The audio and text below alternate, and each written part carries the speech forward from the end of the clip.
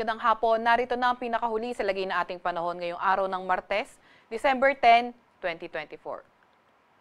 Sa kasalukuyan nga ay itong shear line patuloy pa rin ang epekto sa silangang bahagi ng Central at Southern Luzon at itong Northeast monsoon nakakaapekto sa Northern Luzon at nalalabing bahagi ng Central Luzon. At itong easterlies naman o yung mainit na hangin galing karagatang Pasipiko nakaapekto sa nalalabing bahagi ng ating bansa. Inaasahan nga natin na itong shear line ay magdadala pa rin ng mga kalat-kalat na mga pag-ulan, pati na rin mga isolated thunderstorm at makulimlim na panahon sa Calabarzon. Kabilang na nga yung mga nasa northern part ng Bicol, Camarines Norte, Camarines Sur, Catanduanes, pati na rin sa Marinduque, Oriental Mindoro, Bulacan at Aurora. Northeast monsoon naman o amihan yung magdadala ng maulap na papawirin na may mga ulan sa may Cagayan Valley, sa may Apayao, Kalinga, Mountain Province at Ifugao. Mas magandang panahon naman ang inaasahan natin sa Ilocos Region, nalalabing bahagi ng Central Luzon, kabilang na nga ang Metro Manila, kung saan may mga tsansa lamang tayo na mga mahihinang pag-ulan at sa nalalabing bahagi ng ating bansa, may mga tsansa naman tayo ng mga localized thunderstorms. Yung mga kasamahan natin sa Regional Services Division patuloy na maglalabas ng mga thunderstorm advisory, rainfall advisory o hindi kaya heavy rainfall warning kung kinakailangan. Sa kasalukuyan rin naman ay wala tayong namomonitor na low pressure area or bagyo sa loob or malapit sa ating Philippine Area of Responsibility.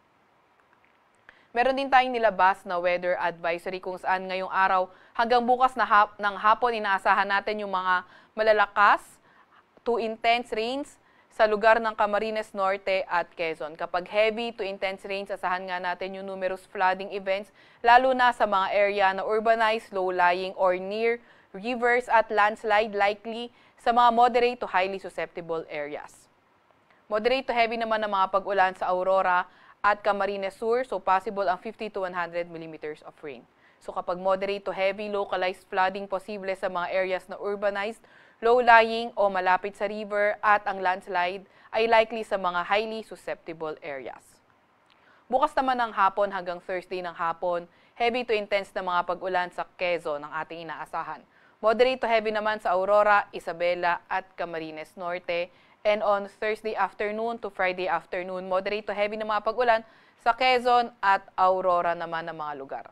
Kaya ingat lalo na yung mga inuulan ng mga nakaraang araw pa sa mga banta ng pagbaha o hindi kaya mga pagguho ng lupa. Para naman sa lagay ng ating panahon bukas, inaasahan pa nga rin natin na itong shear line ay posible pa rin na magdala ng mga paulan at mga isolated na thunderstorms sa hilagang bahagi ng Bicol Region, Marinduque, Oriental Mindoro, pati na rin sa may Aurora at Quezon area. Sa Cagayan Valley naman, pati na rin sa may silangang bahagi ng Cordillera Administrative Region, posible magdala din ng mga pag-ulan itong Northeast monsoon o amihan. Sa Metro Manila at nalalabing bahagi ng Central Luzon at sa Ilocos Region at nalalabing bahagi din ng Cordillera Administrative Region, partly cloudy to cloudy skies naman ang inaasahan natin na may mga tsansa na may hinang pag-ulan at sa nalalabing bahagi ng Luzon ay posible naman ang mga thunderstorm, though fair weather conditions ang ating inaasahan. Agwat ang temperatura bukas sa Metro Manila ay 24 to 31 degrees Celsius, 16 to 23 degrees Celsius sa may Baguio at 21 to 30 degrees Celsius sa may Tagaytay. 23 to 30 degrees Celsius sa may Lawag, 23 to 27 degrees Celsius sa Tugigaraw at 25 to 30 degrees Celsius naman sa may Legazpi. 24 to 31 degrees Celsius sa may Puerto Princesa at sa Calayan Islands ay 25 to 31 degrees Celsius. Para naman sa lagay ng panahon bukas sa may Visayas at Mindanao area, asahan natin for tomorrow sa silangang bahagi ng Mindanao, posibleng maging maulan at may mga kasama itong thunderstorm.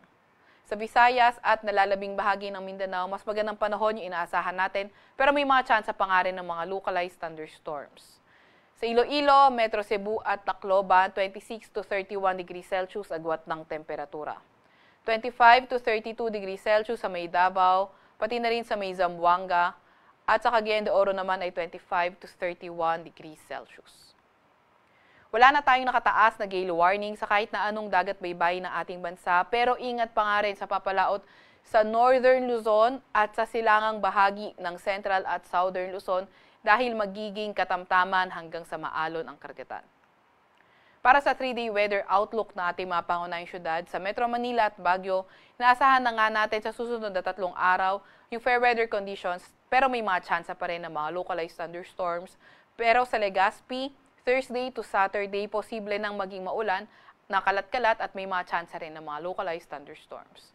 24 to 31 degrees Celsius ang agwat ng temperatura sa Metro Manila, 16 to 23 naman sa Baguio at 24 to 32 degrees Celsius sa may Legazpi. Sa Metro Cebu, Iloilo City at Tacloban City, inaasahan nga natin tuloy-tuloy ang fair weather conditions pero may mga tsansa pa nga rin ng mga localized thunderstorms. Sa Metro Cebu, 32 degrees Celsius ang pinakamataas na temperatura, 25 to 32 degrees Celsius sa Iloilo City at sa Tacloban City naman ay 25 to 32 degrees Celsius. Inaasahan naman natin sa Metro Davao at Zamboanga City, Thursday, Friday, posibleng maging maulan, pero pagdating naman ng Sabado ay naasahan na natin yung pagganda ng panahon. At sa may Cagayan de Oro City, Thursday to Saturday, patuloy nga ang fair weather conditions at may mapulupulong pag-ulan, pagkidlat at pagkulog. Sa Metro Davao, 25 to 33 degrees Celsius ang magiging agwat ng temperatura. Sa may Cagayan de Oro City naman ay 24 to 32 degrees Celsius at sa may Zamboanga City ay 24 to 33 degrees Celsius. Sa Kalakhang, Maynila, ang araw ay lulubog ng 5:28 ng hapon at sisikat bukas ng 6:10 ng umaga.